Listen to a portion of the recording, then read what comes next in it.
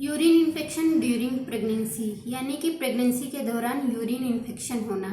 Pregnancy के दौरान urine infection होना एक कॉमन प्रॉब्लम है। इसकी वजह से बेबी वक्त से पहले डिलीवर हो जाता है। अब जाहिर सी बात है कि वक्त से पहले अगर डिलीवरी होती है बच्चे का वेट कम होता है, यानी लो बर्थ वेट का बेबी पैदा होता है। अगर हम इसके सिम्टम्स पर बात करें तो सबसे पहला सिम्टम है कि दर्द होना और जलन होना, यानी कि जब आप यूरिन पास करेंगे तो आपको जलन होगी और दर्द होगा। नंबर 2, बार बार यूरिन आना। नंबर 3, यूरिन में स्मेल आना। नंबर 4, कभी कभी यूरिन के साथ ब्लड भी आता है। नंबर 5, कमर में दर्द होना या पेट के निचले हिस्से में दर्द होना।